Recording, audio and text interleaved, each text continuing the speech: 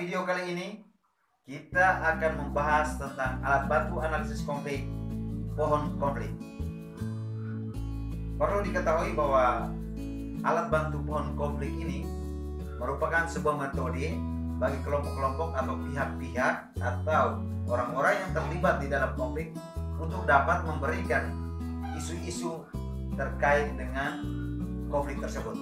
Jadi kemudian isu-isu tersebut dapat dikategorikan ke dalam 3 macam, yaitu yang pertama masalah-masalahnya, kemudian penyebabnya, dan yang ketiga adalah efeknya atau dampaknya.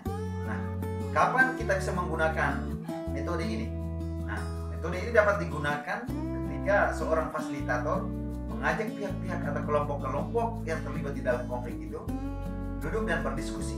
Nah, ketika dalam berdiskusi, maka fasilitator dapat mengarahkan kelompok-kelompok tersebut untuk kemudian mengeluarkan isu-isu, mengutarakan isu-isu mereka, dan kemudian dikategorikan ke dalam 3 hal tadi: masalah-masalahnya, penyebabnya, dan dampaknya. Dan bagaimana cara kita menggunakan metode ini? Baik, akan dipaparkan di depan monitor Anda adalah langkah-langkah kita menggunakan analisis masalah pohon konflik.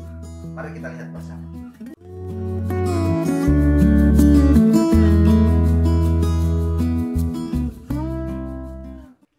Oke teman-teman, di hadapan Anda sudah terpampang cara-cara menggunakan alat bantu pohon konflik.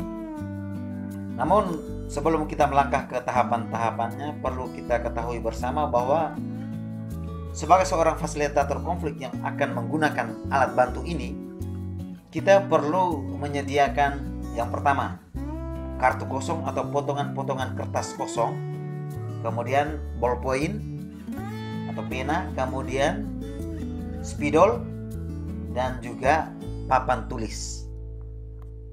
Nah, baik, itu alat-alat yang perlu kita persiapkan. Nah, mari kita langkah pada cara yang pertama, yaitu menggambarkan sebuah pohon lengkap dengan akar, batang, dan daun.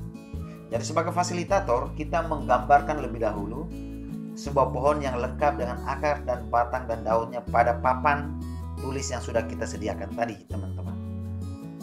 Baik, kita langkah yang kedua, kita berikan kartu kosong atau kertas kosong yang sudah kita siapkan tadi kepada pihak-pihak yang hadir untuk menuliskan 1 atau 2 kata yang mengindikasikan pendapat mereka tentang isu pokok dalam konflik tersebut.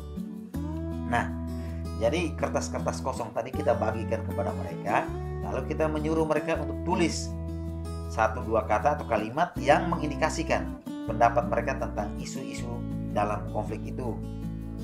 Yang ketiga, kita mengajak mereka untuk meletakkan kertas atau kartu yang sudah mereka tuliskan tentang isu-isu pokok konflik itu di pohon. Tetapi ingat, mereka tidak boleh letakkan sembarang. Mereka letakkan pada batang pohon apabila mereka anggap bahwa apa yang mereka tulis pada kertas itu merupakan masalah intinya. Dan mereka letakkan pada akar pohonnya, yang sudah kita gambarkan di depan mereka tadi, di papan tadi. Jika mereka anggap bahwa isu-isu itu yang mereka tulis itu merupakan akar penyebab masalahnya, dan mereka letakkan pada ranting pohonnya jika merupakan suatu efek atau dampaknya. Jadi tidak sembarangan mereka letakkan di depan. Kita sebagai fasilitator mengarahkan mereka bahwa apakah Anda menganggap bahwa isu yang Anda tulis ini merupakan sebuah masalah, ya itu letakkanlah pada batang pohon. Kemudian jika pada akar pohon, maka kita harus mengkategorikan bahwa ini merupakan penyebabnya. Nah, kemudian pada ranting apabila itu masuk dalam kategori dampak. Jadi teman-teman harus memberikan pemahaman mereka tentang caranya. Jika pada batang pohon apabila mereka anggap itu masalah, pada akar jika mereka anggap itu penyebab, dan pada ranting jika mereka anggap itu efek atau dampak.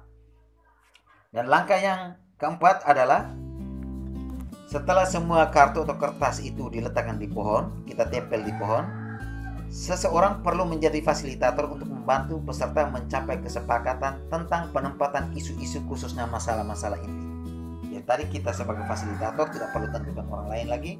Kita langsung bertindak untuk memfasilitasi mereka mencapai kesepakatan tentang penempatan isu-isu. Maksudnya begini teman-teman, apabila ada orang yang menempatkan sebetulnya itu masalah tapi mereka tempatkan pada akar, maka itu tidak nyambung. Kita harus mengarahkan mereka bahwa ini lebih tepatnya kita tetap tempatkan di akar, karena ini merupakan akar penyebab masalahnya, bukan merupakan masalah intinya. Nah, itu yang kita mau arahkan mereka untuk membuat kesepahaman bersama soal penempatan potongan-potongan kertas itu pada tempat yang tepat. Kemudian yang kelima, membantu peserta untuk mengatasi isu-isu konflik mana yang ingin mereka atasi terlebih dahulu. Nah, kita membantu peserta yang hadir untuk melihat, nah, pokok-pokok permasalahan yang ada pada batang pohon tadi, manakah yang ingin kita selesaikan lebih dahulu. Nah, itu yang kita arahkan mereka, kita membuat kesepakatan di dalam forum. Dan yang terakhir, proses ini tentu membutuhkan waktu yang lama. Karena itu berapa kali pertemuan harus dilakukan. Jadi tidak satu kali pembahasan lalu selesai, tetapi bisa dilakukan berulang kali. Jadi teman-teman perlu diingat bahwa metode pohon konflik ini perlu dilakukan berulang kali dan membutuhkan waktu yang lama. Karena itu prosesnya tadi cukup panjang. Karena itu tidak dilakukan satu kali saja, bisa dilakukan 2-3 kali dan banyak kali, tidak masalah. Karena ada kemungkinan bahwa perubahan kategori masalahnya dan penyebabnya serta dampaknya itu bisa berubah berdasarkan perkembangan pemahaman mereka terhadap konflik tersebut. Karena itu metode ini perlu dilakukan berulang kali.